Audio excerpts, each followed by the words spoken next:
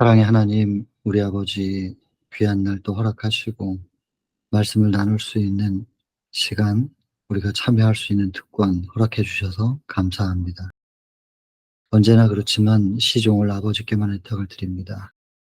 이 기도를 저희는 혹 잊는다 할지라도 하나님께서는 꼭 기억하여 주실 줄을 믿습니다. 한순간도 놓치지 않으시고 이 시간을 붙드시며 사단이 순간을 틈타지 못하도록 지켜주시기를 바랍니다. 예수님 귀하신 성으로 간절히 기도드립니다. 오늘은 64장입니다. 운명 지어준 백성. 63장과 당연히 연결이 되고 있고요. 나사로가 부활한 이후 58장에서 이제 창조주가 강력하게 선포가 됐잖아요.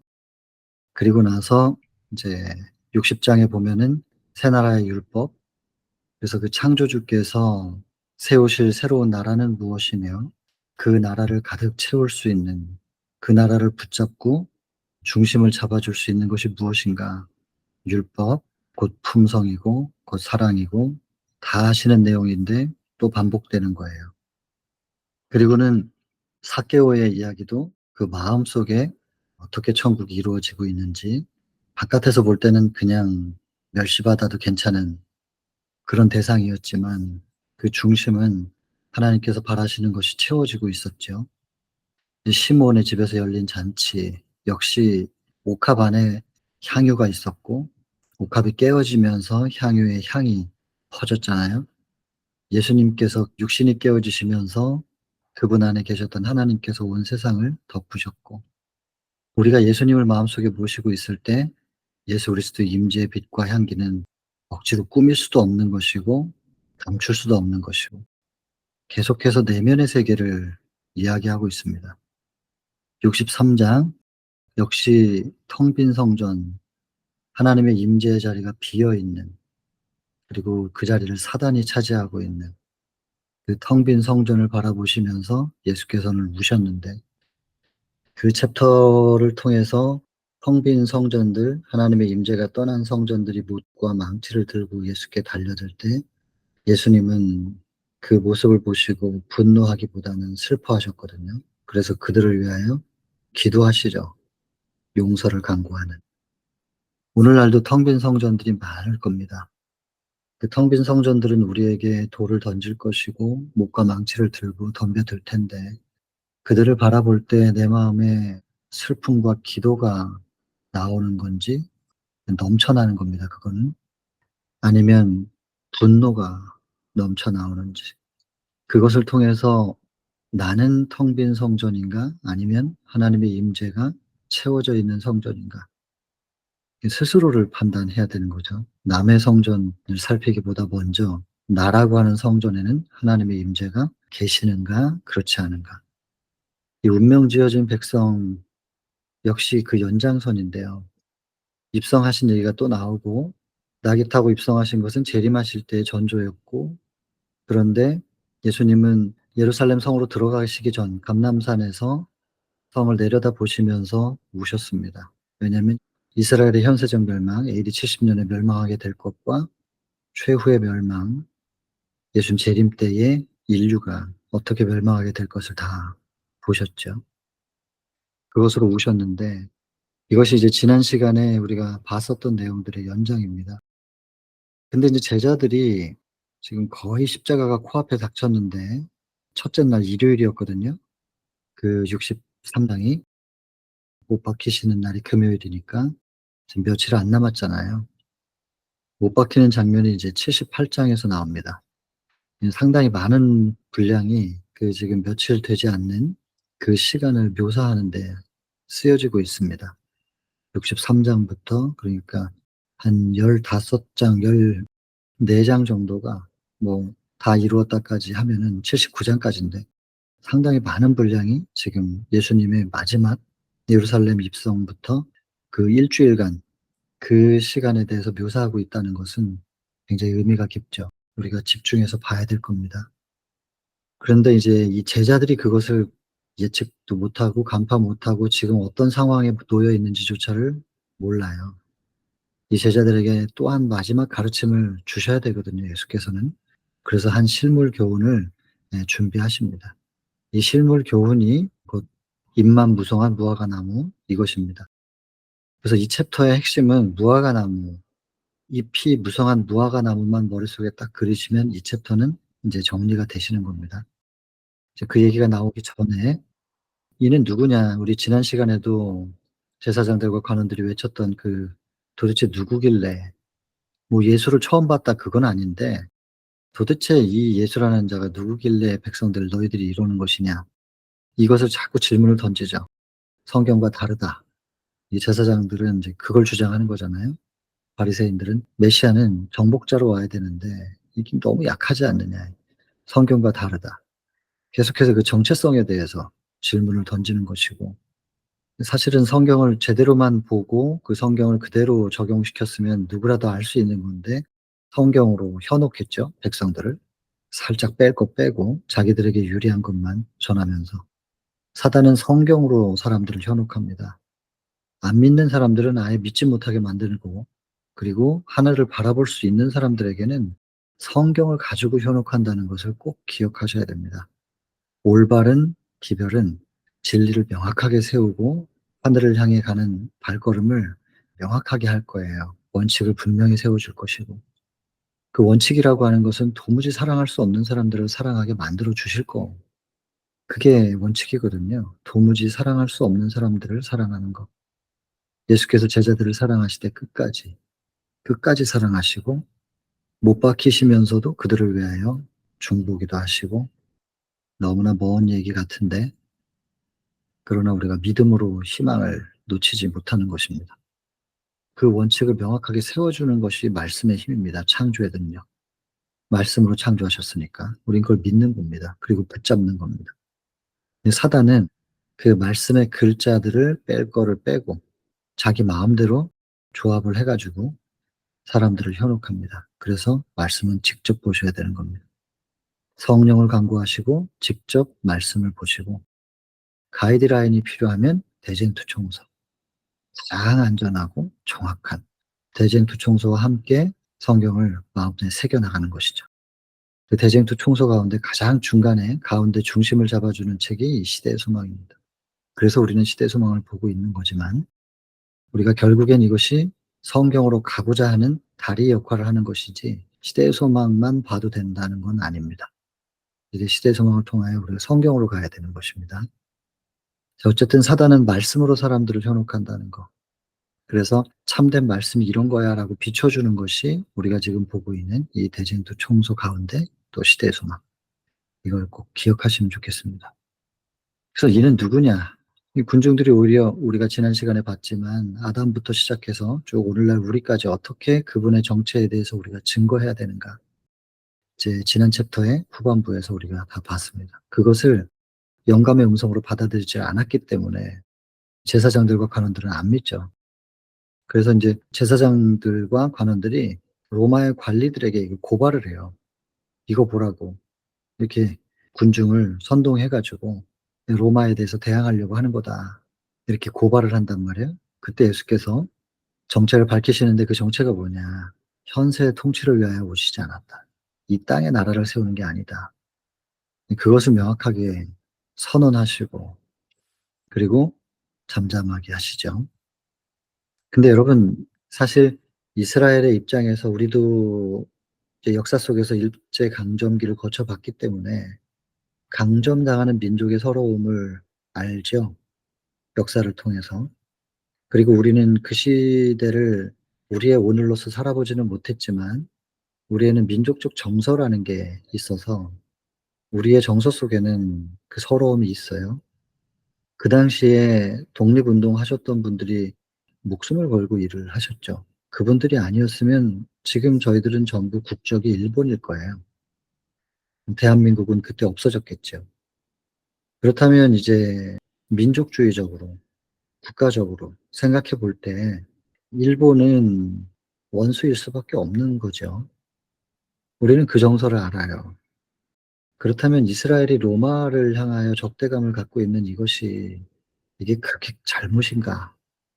그렇게 볼 수는 없거든요. 이해를 해야 되거든요, 이 상황을. 다만 지도자들은 로마에 대하여 대항도 못하고 로마와 백성들 사이에 딱 껴가지고 이제 우리도 일제강점기의 그 친일 세력들이 딱 그 역할을 했었던 건데, 적당히 일본에게 충성하고 권력을 부여받아가지고 백성들을 지배하는 이 지도자들의 죄는 물을 수 있어도 이 백성들이 로마로부터 벗어나기를 원하는 그 마음을 무조건 죄라고만 말할 수가 있겠는가. 이제 인간적으로 볼 때 말입니다. 인간적으로 볼 때는 그것을 나쁘다라고만 말할 수는 없을 겁니다. 근데 예수께서는 이 땅에 오셔서 정치를 안 하셨잖아요. 경제, 심지어는 그 사회제도, 노예제도까지도 건드리지 않으셨어요. 우리가 이제 사도행적에서 봤지만 사도 바울도 그랬고, 주인의 것을 훔쳐가지고 도망 나와가지고 나중에 로마로 도망왔다가 사도 바울 만나서 복음을 영접한 사람. 그 사람에게 뭐라 그러냐면 돌아가라 그래요.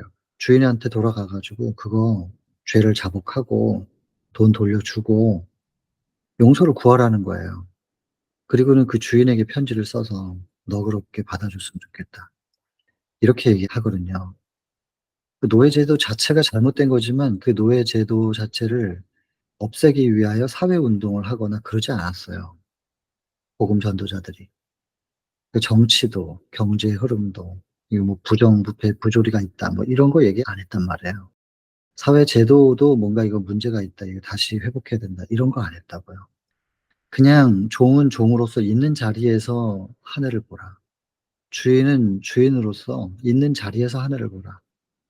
모두가 다 지금 그저 처해 있는 그 자리에서 하늘을 보라. 그것을 가르치셨거든요. 그래서 이 땅에서의 이제 기준으로 볼 때는 이스라엘 민족 입장에서는 로마가 원수고 사단 같고, 그러니까 지금도 그런 것 때문에 논쟁이 많잖아요. 독립운동했던 우리 조선의 선구자들은 일본 입장에서 볼 때는 테러리스트, 우리 입장에서 볼 때는 민족의 영웅. 제국의 역사도 이제 반역이라는 게 성공하면 쿠데타, 실패하면 그냥 반역이고, 성공하면 개혁을 이룬 것이고 새로운 왕조를 여는 것이지만 실패하면 그냥 역적이 되는 것이죠. 이 세상은 지극히 상대적이에요. 절대적인 선, 의 이런 거 없다고요. 그러니까 예수님은 그걸 따지지 않으셨어요. 상대적인 것을 따지고 개선하고 누가 옳고 누가 그르고 그걸 하지 않으셨다고요. 다 각자 입장이라는 게 있다니까요. 그래서 그냥 각자의 입장을 이해를 하시는 거죠. 그러면 이제 반대 입장에서는 그게 못마땅할 수밖에 없어요. 분명히 제가 잘못한 것 같은데 왜 저걸 혼내지 않으시지? 이제 이런. 근데 우리가 자녀를 키워보면 아는 것처럼 자녀를 여럿 두고 키워보신 분들 계시잖아요. 둘이 싸우면 뭐 둘과 셋, 뭐 자녀들이 싸운다. 그러면 누구 편을 들겠어요? 옳고 그름의 교육은 해야 되겠지만 그렇다고 해서 누구를 심판하고 누구를 구원하고 그럴 수가 없잖아요. 부모 입장을. 그래서 사실 부모의 입장이 된다면 내 원수를 벌해주세요. 이런 말을 쉽게는 잘 못하죠. 하나님의 입장은 그러실 거라는 거예요. 하나님의 마음을. 그래서 여러분 우리가 좀 더 예수님의 마음에 들어가야 되고 그분의 마음을 우리 마음속에 모시고 우리도 그분의 마음에 들어가는 경험. 그것을 통하여 하나님 마음에 들어가고 하나님의 마음이 우리 마음속에 충만해지는 이 경험을 하는 것이 곧 우리가 마음의 천국을 이루는 과정이고, 그게 되면 우리 안에서 마음의 천국은 빛날 거예요. 그 빛이 주변에 흘러넘치면 복음 전도가 되는 거죠. 그게 전도죠. 선교이고. 아직 이루지 못했으면은 몸부림치는 모습이라도 보여야 되는 것입니다. 보이기 위해서 보이는 게 아니라 그게 우리의 삶의 이유니까. 또 하늘 가는 길의 발걸음의 한 걸음이니까 누군가는 보겠죠. 아, 참 애쓴다. 참 다 똑같이 안 되지만 간절히 매달리는구나. 그 좀 중심을 저 사람이 진짜로 뭘 원하는지 알아줄 사람들도 있겠죠. 그게 이제 복음의 향기가 될 수도 있을 거라고 생각합니다. 예수님은 지금 로마 편을 들지도 않고 이스라엘 편을 절대적으로 들지도 않고 민족과 국가적인 입장에서 어느 쪽이 옳다, 그르다 편을 드신 게 아니고 예수께서 지금 이 상황에서 뭘 말씀하시냐면 내가 이 땅에 나라를 세우러 온 게 아니라고. 모든 이들의 마음속에 하나님의 나라가 세워지게 되기를. 그래서 그 사람들이 오직 하늘을 바라보며 살게 되기를. 그 말씀하신 거예요. 그러니까 로마 관리들이 감동을 받아요. 그리고는 오히려 예수님을 잡는 대신에 경의를 표하고요. 제사장들과 관원들에게 너희들이 소돔을 더 증폭시키지 않냐? 이러면서 비난을 한단 말이에요. 그러니까 이제 이게 지도자들이 분통이 터졌다고 이렇게 표현되어 있는데 그러면서 인제 백성들에게 화풀이하고 자기들끼리 싸우고 이런 모습이 난장판이죠.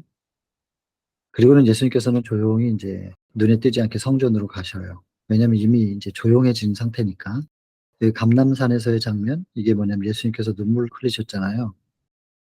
그래서 굉장히 고조되고 흥분돼 있었던 분위기가 예수님의 눈물로 인해서 싹 그냥 조용해졌어요. 그리고 흩어버리신 거예요 실은.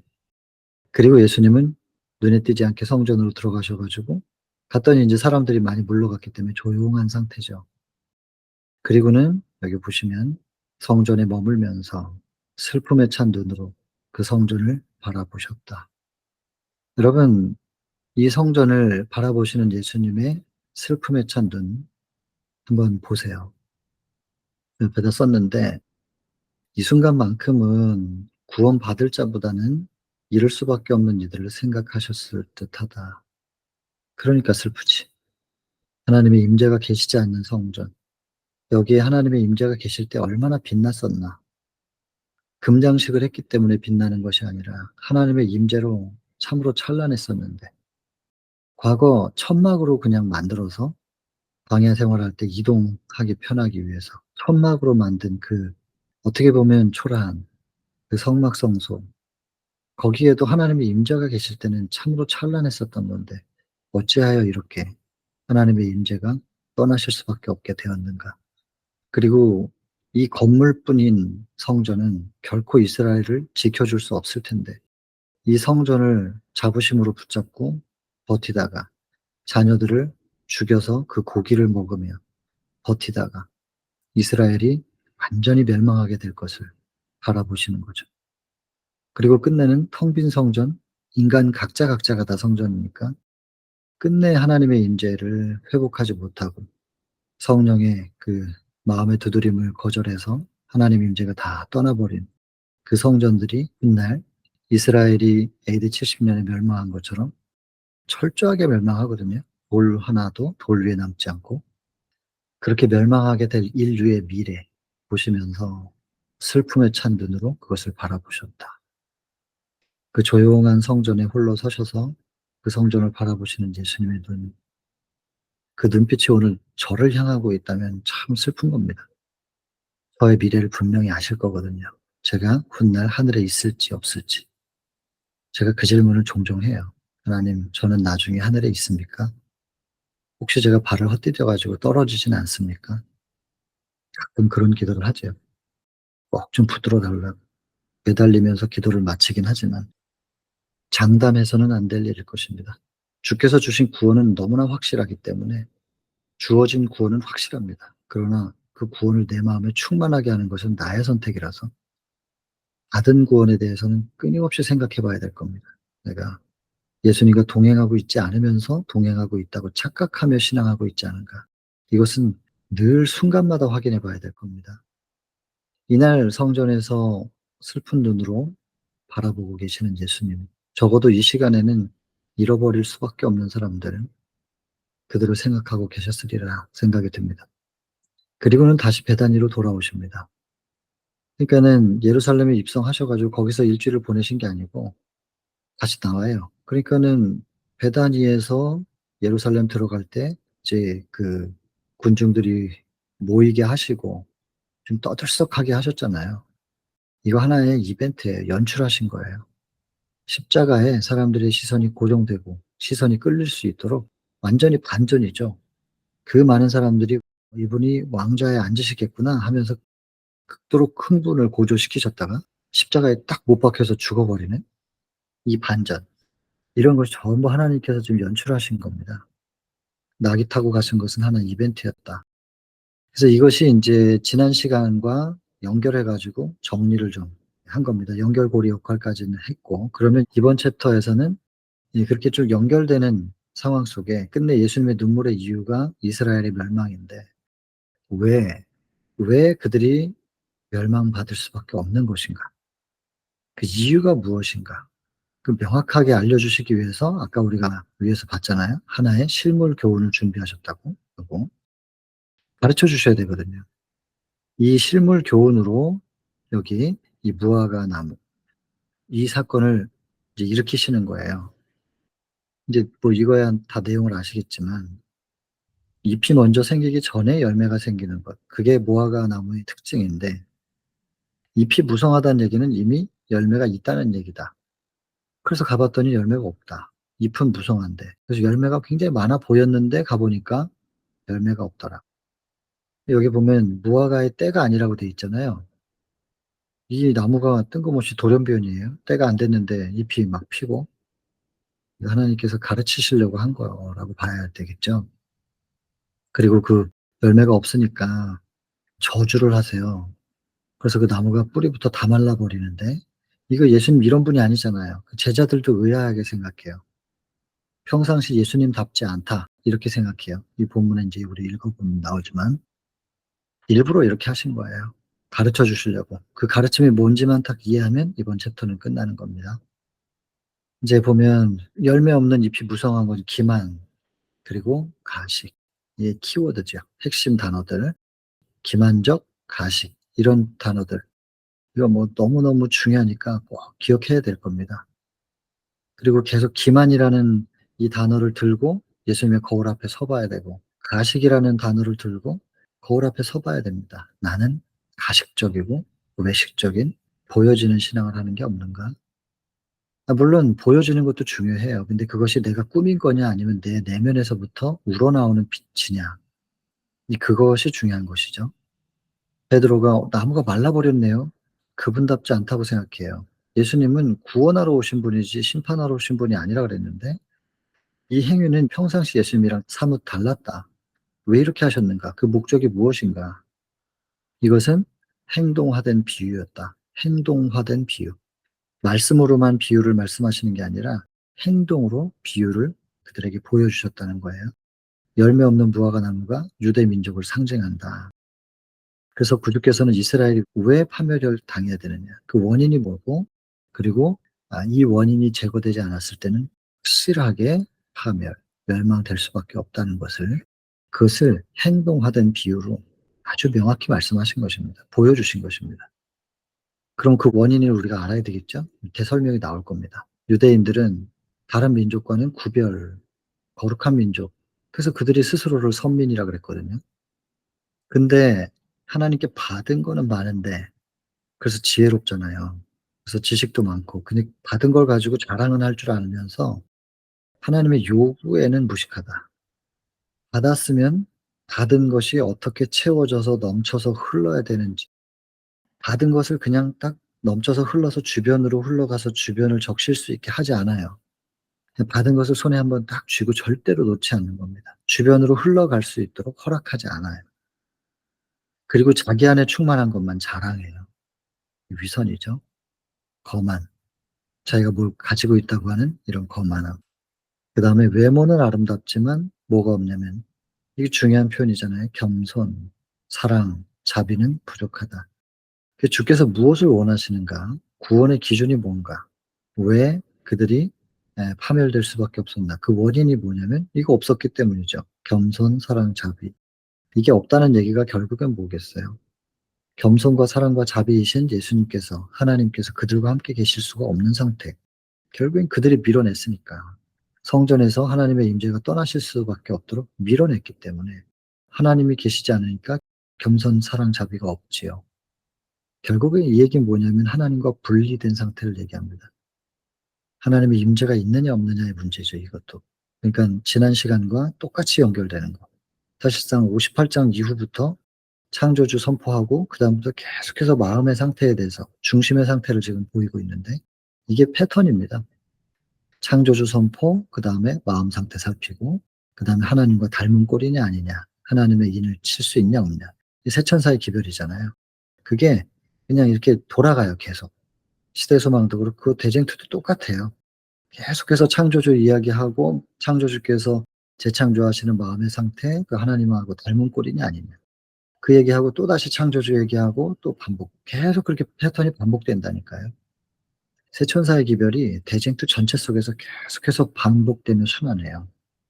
전체적인 맥락을 잡고 보시면은 그 반복되는 그 주기를 아실 수 있을 거예요. 차라리 이방인들은요, 자랑을 안 해요. 열매가 없었기 때문에 입도 없어요. 그래서 이 사람들은 구원에서 제외되지는 않아요. 근데 이스라엘은 있다고 하는데 가보니까 없어. 하나님의 선물과 특권 이런 거 전부 남용해 가지고 특권을 자랑은 하는데, 받은 게 많으면 많을수록 주변에게 나누어 줄 수 있는 것도 넘쳐 흘러줘야 되는 건데, 받았다고 하는데 나누질 않아. 그게 죄가 된단 말이에요. 아예 받은 게 없으면 나눌 것도 없는 거지. 그래서 이방 사람들은 구원에서 제외되지 않지만 오히려 이 유대인들은 받은 게 많아서, 그들의 특권들은, 그들이 자랑하는 특권들이 말입니다, 오히려 저희 죄를 증가시킬 뿐이었다. 여러분, 우리 재림교인들은 생각해 봐야 됩니다. 우리에게는 예언의 신도 있습니다. 그래서 예언의 신이 대언의 영이라고 우리가 이름 붙여놓고서 우리는 하나님의 계명 안식일도 지키고, 그래서 예수의 증거도 가졌다. 예수의 증거인 예언의 신, 대언의 영, 화이분의 글을 가졌다고 자랑을 해요. 우리는 특별한 교회라고. 그러면서 안 봐. 그러면서 예수의 증거 안 보잖아요. 예언의 신 안 봐요. 그럼 무슨 남은 자손이에요? 예수의 증거를 가진 게 아니잖아요. 책꽂이에 꽂아 만났다고? 이제는 요즘엔 아예 예언의 신은 볼 필요가 없는 책이라고 하면서 부정을 해요, 또. 그러면 어떻게 남은 자손이 돼요? 그리고 하나님 계명을 지킨다, 안식일 지킨다고 해가지고 계명 지킨다, 완성된 계명을 우리는 지키는 교회다, 이렇게 얘기하는데, 안식일 교인인지 토요일 교인인지는 생각해 봐야 된다고 말씀드렸잖아요. 정말로 우리가 하나님의 계명을 지키고 있는 자인가? 심지어 그 지키다라는 게 무슨 뜻인지는 알고 지키는 건가? 생각해 봐야 된다니까요. 그 지키다라는 건 행위의 지킴이 아니라고 여러 번 말씀드렸잖아요. 보존. 내가 너에게 분부한 모든 것을 가르쳐 지키게 하라. 보존하게 해라. 다 같은 뜻이에요. 똑같은 단어를 쓰고 있고.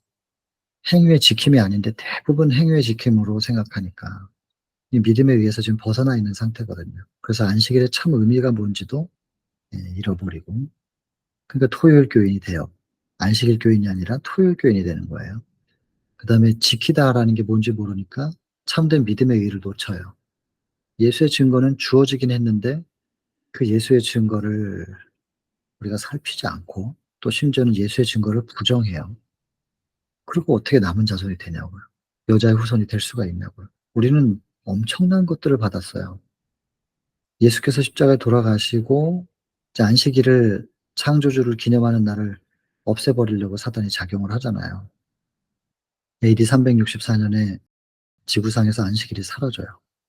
그리고 나서 1517년에 마르틴 루터가 종교 개혁을 할 때도 안식일 회복은 못했어요. 근데 우리 재림교회가 그 안식일 회복을 하거든요. 성소도 회복하고, 성소기별, 성소기별, 예언도 해석했죠.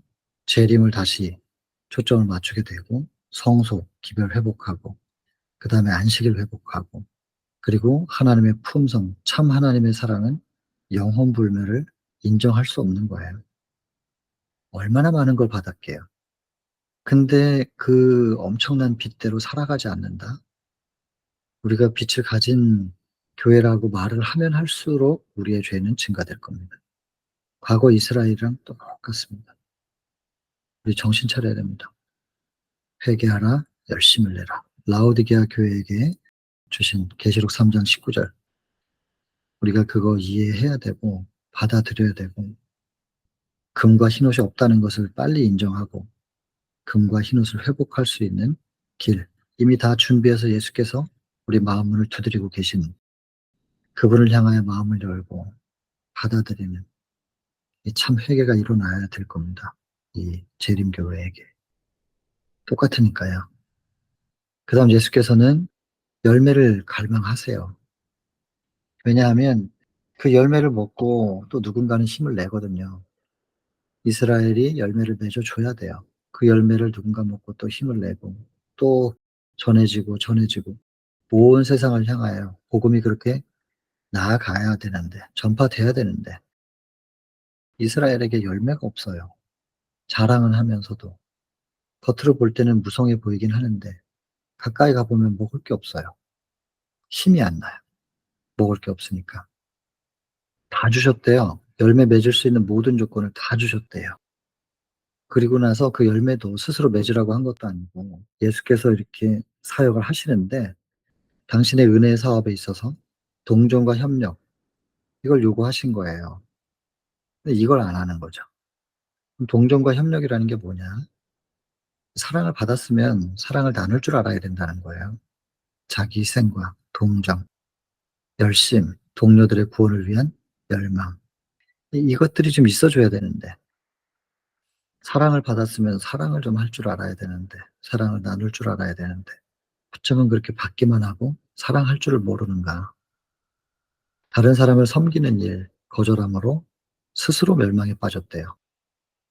이제 여기 보면은 중요한 표현인데, 자만심, 자부심이 하나님의 사랑을 가리웠다. 하나님과 분리되기를 스스로 결정한 거거든요. 그러면은 멸망이죠. 그 죄는 무엇인가? 죄와 형벌을 둘 다 알 수 있었다 그랬잖아요. 왜 심판일 수밖에 없는지 그 원인, 그리고 그 확실성, 이 두 가지 배웠어야 되는 거잖아요. 그 이유가 뭐냐? 죄 때문인데, 그럼 죄가 뭐냐? 여기 자만심과 자부심. 이것이, 요것이 죄다라기보다는 이것으로 하나님의 사랑이 가리워진 거. 그래서 하나님과 완전히 분리되는. 그러니까 하나님과 분리되니까 하나님의 임재가 떠난 자리에서는 사랑의 열매가 생길 수가 없죠. 형벌은 무엇인가? 더 이상 축복이 없습니다. 하나님께서 뭘 공급하실 수가 없는 상태, 완전히 끊어졌으니까. 생명과 분리가 되니까 그들이 죽음이 될 수밖에 없는 거죠. 그래서 요한복음 3장 17절에 있는 말씀처럼 내가 세상을 심판하러 온 게 아니라 구원하러 왔다고.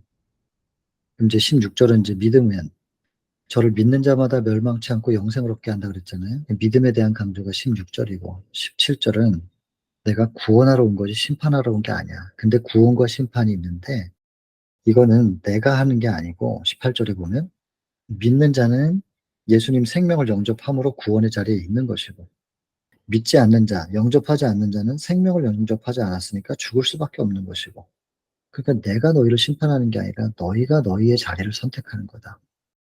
근데 그거는 강요할 수도 없고 억지로 할 수는 또 없는 거기 때문에 내가 줄 수 있는 건 다 주지만 그 다음에 선택은 너희의 몫이다.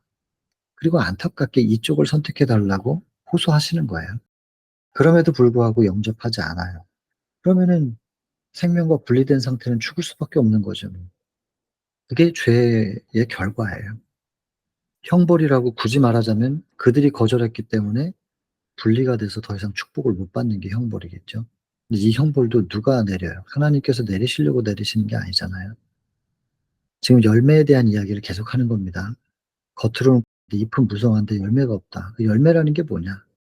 열매라는 것은 나눠줌이고 봉사이고 또 봉사이고 또 무화적인 봉사입니다. 결국 계속 무슨 얘기하는 건가요? 사랑이에요. 사랑하며 살도록 창조하셨대요. 사랑하지 않으면 살 수 없게끔 창조된 게 우리 인간이에요. 그러니까 사랑하는 사람은 살을 거예요. 영생을 할 거예요. 사랑하지 못하는 사람은 죽을 수밖에 없어요. 결국 사랑하지 못한다는 얘기는 사랑이신 분과 분리됐다는 얘기고, 사랑한다는 얘기는 사랑이신 분과 연결돼 있다는 것이고, 사랑이 생명입니다. 이퀄 관계예요. 등호 관계. 사랑이 생명이다. 영원한 생명은 곧 사랑인 것이다. 하나님이 사랑이시라고 했다. 하나님과 하나 된 상태, 사랑할 수 있는 상태, 곧 생명적인 상태. 하나님과 분리되어 있는 상태, 사랑할 수 없는 상태, 죽음의 상태. 이게 간단한 공식입니다. 열매는 우리가 맺는 게 아니고 하나님과 연결되어 있으면 열매는 맺히게 되어 있습니다. 넘쳐서 흐르는 거니까. 하나님과 분리된 상태에서는 어떡하겠어요. 열매 없으면 어떻게라도 꾸며야지. 그래서 잎으로 가립니다. 이게 창세기 3 장부터 나온 얘기예요. 창세기 3장 1 절부터 5 절까지가 사단에게 유혹받고, 그다음에 6 절은 사단에게 유혹받기 전까지는 한 번도 그런 생각 안 해 봤는데 먹음직하다고 보여지고 생각되는 거예요. 보암직도 하고, 그리고 지혜롭게 할 만큼 탐스럽기도 하다고 여겨지는 거예요. 그리고는 먹고 남편에게도 줬어요. 그래서 먹은 얘기가 인제 6 절까지. 그리고 인제 하나님의 임재가 떠나니까 빛의 옷이 사라졌잖아요. 그랬더니 7 절, 범죄한 이후에 첫 번째 나타난 현상은 "옷이 없어졌네요. 아버지, 아빠 어떻게 된 거예요? 내 옷이 사라졌어요." 이러고 하나님께 달려가야 되는데 그러질 못해요. 딱 범죄한 이후는 무화과 잎을 따서 자기의 부끄러움을 가린 거죠. 무화과 잎. 이게 창세기 3 장부터 의미하는 바가 있단 말이에요. 행위에 의해 시작이에요. 외식하고 가식하고 위선적이고 이런 거 전부 무화과 잎으로 이제 묘사가 됐단 말이에요. 그래서 나중에 성소제도 때 번제단에서 불을 붙일 때 무화과 나무, 무화과 잎으로 불 붙입니다. 그래서 자기를 자기의 힘으로 스스로 가리려고 하는 것은 태워 버리고, 그다음에 그 위에 뭐가 있냐면 어린 양, 예수 그리스도만 높여지는. 그래서 사실 의라고 하는 한자도 그렇잖아요. 나아, 자가 밑에 있고 그 위에 양이 있잖아요. 양자가 위에 있잖아요. 내 위에 양이 올라가는 그것이 의란 말이에요. 번제단의 모습이에요. 나를 상징하는 게 뭐냐면 무화과잎. 내가 스스로 나를 가리고 내가 의로워 보이려고 하는 그 무화과잎은 태워 버려라. 그리고 예수께서 입혀 주시는 가죽옷 입어. 예수님의 피로 씻고 예수님만 높여. 그게 구원이고 그게 의야. 지금 이 얘기도 무화과 나무 얘기도 똑같은 거예요. 창세기 3 장부터 봐야 돼요, 이걸 이해하려면. 창세기 3 장의 7 절. 무화과 잎으로 자기의 부끄러움을 가리려고 했던 그것이 그 행위에 의 나의 시도, 내가 뭔가를 할 수 있다는 그거를 태워야 되고, 그리고 회복해야 되는 거, 예수 그리스도. 그분과의 관계를 다시 회복해야 됩니다. 그러면 접붙여지면 열매가 생기는 거죠. 처음부터 하나님과 우리는 하나로서 하나님의 임재가 충만한 우리 심령 속에서 서로 무화적인 사랑을 나누며 살게끔 그렇게 창조된 거였어요. 근데 그게 깨어지면서, 그 하나님과의 관계가 깨어지면서 자꾸 무화과 잎으로 가리려고 하는 그 시도. 근데 그게 이스라엘은 열매 하나 없이 무화과 나뭇잎이 너무나 무성해요. 열매가 너무나 많을 것 같이 보여요. 근데 가 보니까 하나도 없는 이것을 하나님께서 가증스럽게 여기신다는 거죠. 자기 자신을 위해서만 살아요. 예배의 형식에는 아주 엄수해요. 엄격하게 그걸 지켜내요. 그러나 진정한 회개가 뭐라 그랬어요? 하나님과의 관계 회복이잖아요. 시편 51 편의 얘기처럼 여러 번 반복했기 때문에 다시 하진 않겠지만요. 하나님과의 관계 회복 안 돼요. 그 회개가 없는 거죠. 믿음, 믿음이 영접인데 없는 거죠. 예수님 영접하지 않으니까 회개나 영접이 없을 수밖에. 근데 이런 사람들 예배의 형식엔 굉장히 엄격하단 말이에요. 그러면 여기서 지금 여러분, 예배의 형식이 무너져야 되나요, 그러면? 예배의 형식을 무너뜨리라는 얘기를 하고 있는 게 아닌데 또 그렇게 적용하는 분들도 있어요. 이거를 형식을 무너뜨리자가 아니라 참된 회개와 믿음을 회복하자잖아요. 그 얘기하고 있는 거잖아요, 지금. 진정한 회개와 믿음을 회복하자. 그래서 우리 안에서 우리가 만들어내지 않은 임재의 빛, 하나님의 임재의 빛이 발산되면 예배의 형식이 초라할지라도 선교지에서 형식 다 지킬 수 없어요. 정글 속에서나 사막에서 비록 초라해도 그 예배는 은혜로워요. 중요한 건 중심의 회개나 참된 믿음, 하나님의 임재가 계시냐 안 계시냐, 하나님과의 관계가 어떠하냐, 이걸 지금 얘기하는 거죠. 근데 이스라엘은 그게 없었단 말입니다. 율법을 존중히 여기는 것 같은데 순종은 안 해요. 겉으로 보이는 것만 하지 율법화되지 않는단 말이야. 말은 하지만 아무것도 없어요, 실은. 말로는 뭘 못해요. 말이야 다 하지. 이런 허식들을 가증히 보신다는 거예요. 그래서 나무를 저주하셨고 말라버렸어요.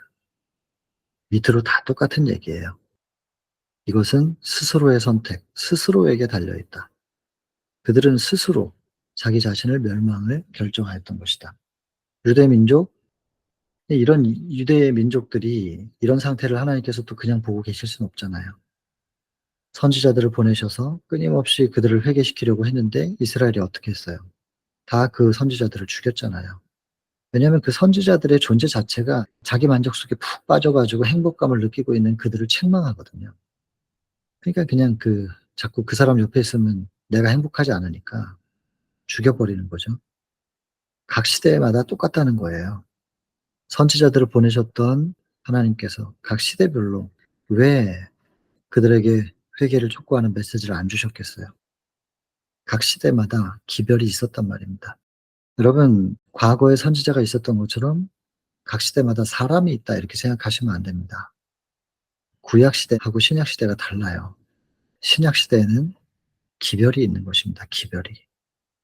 지금 각 시대마다 현대 기별, 현대 진리라고 하는 것, 특별히 지금 우리가 살고 있는 이 시대에 지금 제자들 초대교회 당시의 현대 기별, 그 당시의 현대 진리는 무엇이냐면 중보 사역이었습니다. 십자가에 못 박혀 죽은 예수, 그 사람이 메시아였다라는 거, 이거 증명하는 거. 그 다음에 피의 제사 이제는 의미가 없다. 신이 피 흘리셨기 때문에 모든 제사를 단번에 끝냈다. 그래서 피의 제사가 이젠 필요 없고 물리적 성소, 이 땅 성소에 가가지고 예배하는 거 의미 없다. 이 성소가 옮겨졌어요. 그래서 참된 경배는 우리 마음의 성소에서 이루어져야 됩니다. 그리고 그 마음에 십자가가 딱 새겨지면 그 십자가의 피가 이제 제사로 드려진 거죠. 우리 심령 속에서. 이 중보 사역을 예수께서 하늘에서 하고 계시기 때문에 우리는 계속 우리의 죄를 성소로 옮겨야 되는 거죠. 지금. 하나로도 남아있으면 안 된다 그랬어요. 지금 은혜의 시기에 성령께서 우리 속에 죄를 깨닫게 하시는 이 시기에 할 수 있는 한 모든 죄들을 다 중보 사역하시는 예수님께 지금 넘겨야 됩니다. 넘겨드려야 돼요. 그러면 그분이 그걸 빨리빨리 전부 다 기록을 해가지고 죄가 있긴 있었지만 그것이 피에 의해서 어떻게 씻어졌는지 그 작업을 하고 계시는 거예요. 사단이 참소하니까 참소할 때 보여줘야 되거든요. 배심원들이 다 인정하는 가운데서 우리가 구원을 받아야 되기 때문에 안 그러면은 그냥 하나님의 주권으로 마음대로 구원한 게 돼버리기 때문에 그렇게 할 수가 없어요. 하늘의 질서가 깨지니까. 그래서 꼼꼼히 기록해야 돼요. 지난번에도 말씀드렸지만 사단이 각 시대 대쟁투에 보면은 부풀려서 참소한다고 했어요. 그러니까 39장이에요. 각 시대 대쟁투. 그 부풀려서 참소를 하면 그것에 대하여 예수께서 우리의 죄의 책을 펼쳐가지고 이 사람 죄가 있는 것은 분명한데 그것에 대해서 변명은 하지 않겠지만 네가 말하는 것처럼 많은 죄가 아니야. 이 사람 죄는 이거야. 정확하게 이거야. 그래서 명확하게 밝히시고 그 다음 두 번째 단계는 이 죄는 있긴 있었지만 내가 피로 씻었어. 왜냐면 이 사람들이 나한테 죄를 넘겼거든. 회개했거든. 그래서 내가 씻어준 거야. 내 피는, 신의 피는 이걸 다 씻고도 남음이 있다. 이거 부정할 수 있냐? 지금 그러니까 관건은 뭐냐면 우리가 은혜의 시기에 우리의 죄를 그분께 드리냐 안 드리냐의 문제라니까요. 예수님께 빨리빨리 다 드려가지고 예수께서 씻을 수 있도록 해드리는 거. 그리고 나면은 사단이 할 말이 없단 말이에요. 다 씻었으니까. 죄는 분명히 있지만 그것이 씻어졌기 때문에. 자, 이제 너 이제 할 말 없지. 그러면 끝난 거야? 하면은 이제 죄 도말이에요. 사단도 인정하고 나면 이제 죄를 도말시켜버려요. 그럼 죄가 기억이 안 나요. 이게 이루어져야 돼요. 지금 이 작업을 하고 계시는데 그건 지성소에서 하고 계시는 거죠. 그러니까 성소봉사는 초대교회가 외쳐야 될 기별이었어요. 현대진리. 지금 우리 시대는 1844년 이후 지성소 시대에는 우리가 지금 이 시대에 전해야 되는 현대진리가 있단 말이에요. 그리고 이 마지막 현대진리는 개인의 구원뿐만 아니라 대쟁투를 끝마칠 메시지란 말입니다. 온 우주의 대쟁투를 끝마칠 수 있는. 그래서 마지막 시대에 주어진 현대 진리가 참 더 중요한 거기는 해요. 그래서 여러분, 우리 이 시대에 우리가 알아야 되는 현대 진리, 이거 대단히 중요한 겁니다. 이거 이해해야 됩니다. 이걸 이해해야 야곱의 환란을 버틸 거예요.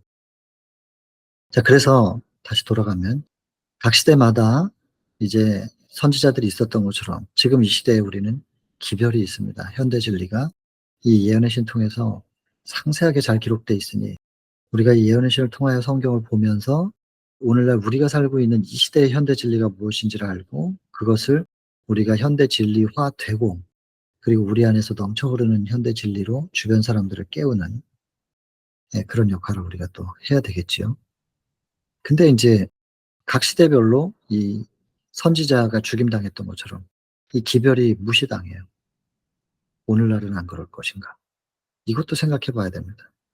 오늘날 재림교회에게 마지막 메시지가 주어졌는데, 마지막 기별이 주어졌는데, 예, 우리는 그 기별을 어떻게 활용하고 있는가?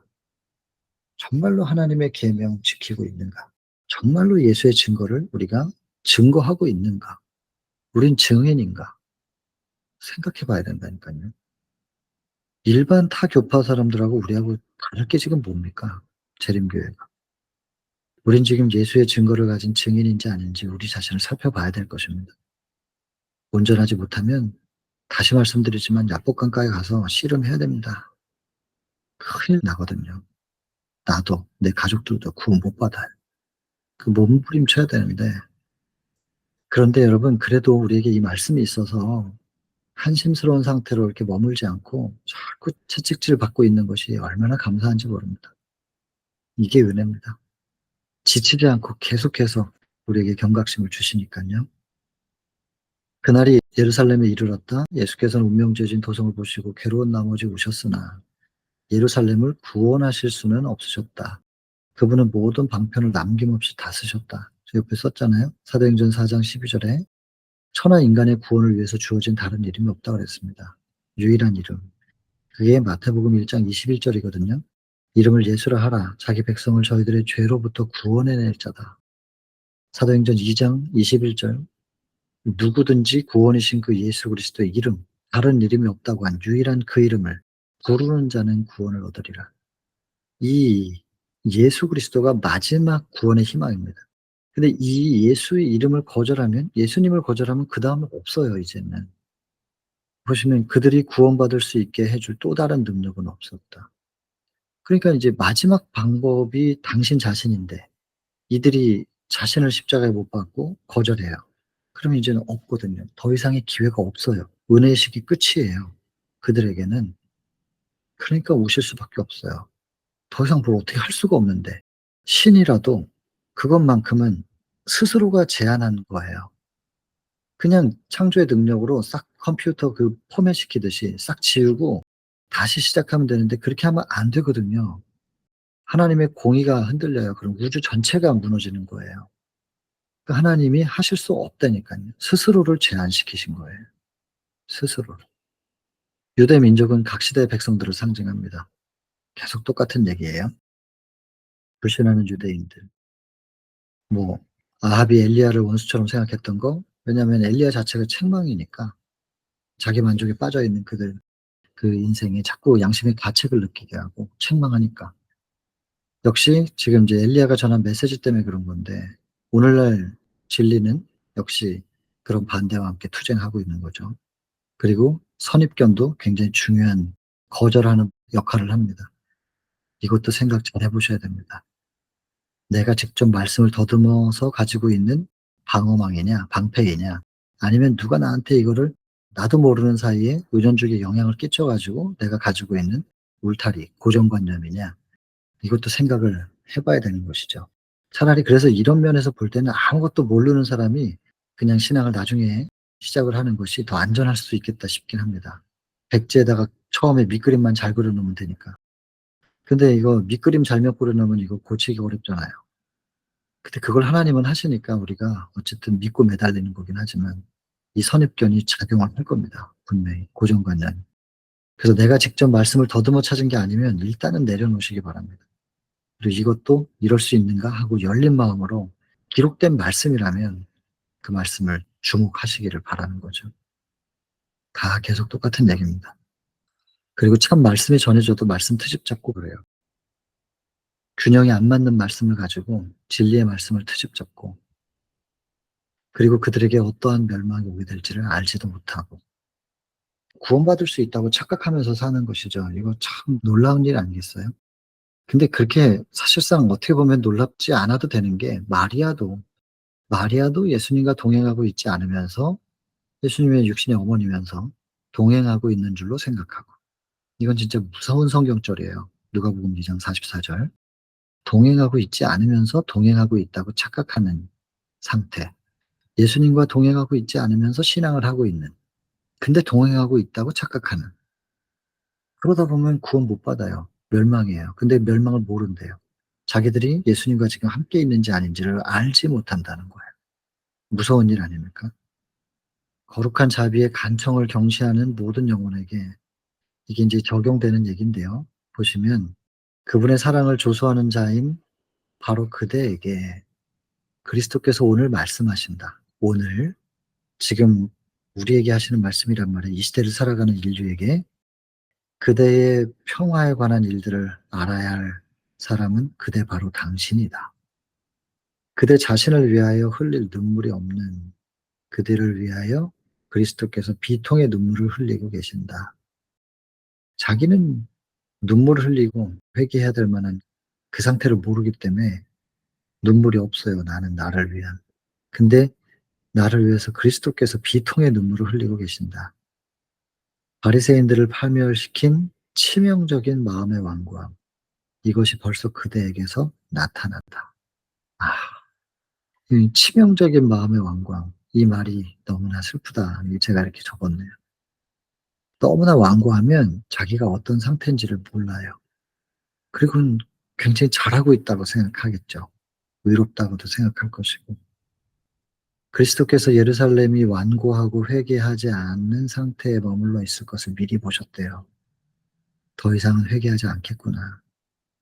이들은 멸망받을 수밖에 없겠구나. 이제 이들의 운명은 결정이 지어졌구나. 그들이 그렇게 선택한 겁니다. 이스라엘아, 내가 패망하였나니 땅이여 들으라. 내가 이 백성에게 재앙을 내릴 수밖에 없는 거죠. 근데 이것은 자꾸 이제 반복되지만 재앙을 하나님이 내리신다고 생각하면 안 됩니다. 그들이 생명을 거절했기 때문에 그들이 자기의 재앙의 자리, 죽음의 자리에 자기가 간 겁니다. 근데 항상 성경은 이렇게 표현해 가지고 이분의 사랑을 잘 모르면 다 맞아요. 하나님은 심판하시는 분이고 재앙 내리시는 분이고 벌 주시는 분이고 이러면서 하나님의 품성을 오해하게 만드는 문구들인데 이런 표현들이 실은 그렇지 않습니다. 인간이 스스로 선택한 것인데 하나님은 다 자꾸 내 탓이라고 그런단 말이에요. 이렇게 표현한 것을 하나님의 사랑으로 봐야 되는데 맞아요. 하나님이 벌 주시는 거예요. 이런 식으로 해석하게 된다고요. 사랑으로 못 보니까 성경을. 이것이 그들의 생각의 결과라. 그들이 내 말을 듣지 아니하여 내 법을 버렸기 때문에. 그거 보세요. 그들이 먼저 버린 거지. 그래서 우신 겁니다. 더 이상은 회개하지 않겠구나. 이들은 끝내 완고하여 회개하지 않겠구나. 그냥 그 자리에 머물러 있겠구나. 그리고 멸망당하겠구나. 이것을 이들의 결정된 운명, 그들 스스로가 선택한 그 운명, 그것을 보시고 예수께서 우신 것입니다. 그래서 이 챕터의 제목은 운명 지어진 백성입니다. 우리는 어디쯤에 서 있나요? 마태복음 21장, 마가복음 11장을 본문으로 합니다. 이 챕터는 우리는 어디쯤에 서 있는지를 우리 분명히 살펴보고 그리고 지금 우리가 취해야 될 바가 무엇인지 말씀에 잘 안내서가 있으니까 주님의 간절한 호소에 반응하여 그쪽 방향으로 한 걸음 뚜벅 하시게 되기를 바랍니다. 긴 기도하고 마치겠습니다.